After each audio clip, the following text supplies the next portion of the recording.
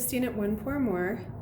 This next technique is a favorite for a lot of people, and it just requires one additional supply, and that is a damp paper towel. Let me find a good spot here. It just requires a damp paper towel. It's a clean pour technique, which means you pour the paint directly onto the canvas. And this is called a swipe technique. So whatever my color scheme is, I just take my paint and apply it directly on the canvas until the canvas is mostly covered.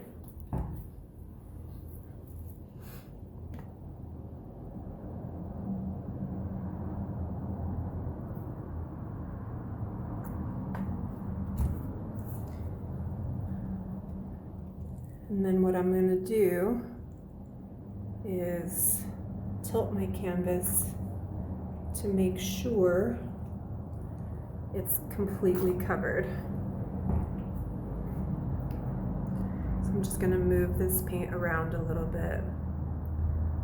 It doesn't have to be completely covered. I'm going to have one edge, but I want all of the rest, the other three edges, to make sure they have paint on them.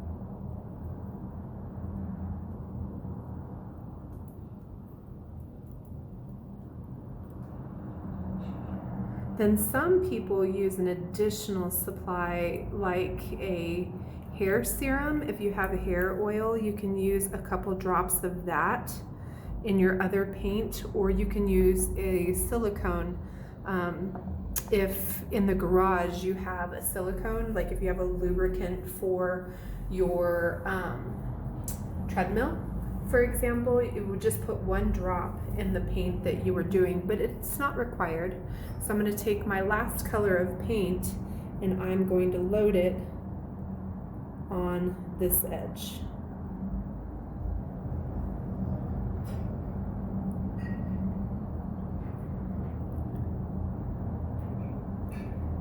And then we're going to do exactly what the painting tells us to, which is to swipe it across. Now with the swipe, the thing you want to be sure of with your paper towel is that you are not wiping the paint off of the canvas. So I'm going to take my paper towel here, if I can.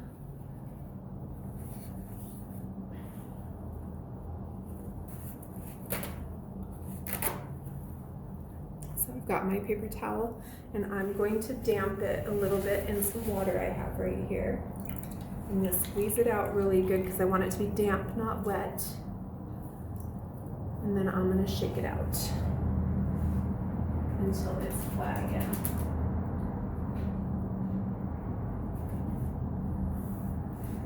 Right, and then what I want to have happen is I want the edge of this paper towel to connect with this paint. Make sure it's connected, that the paint is there, and I want it to be very light. Again, I don't want to wipe the paint off of my canvas, so I'm going to pull up so it's barely touching, and I'm going to swipe it across.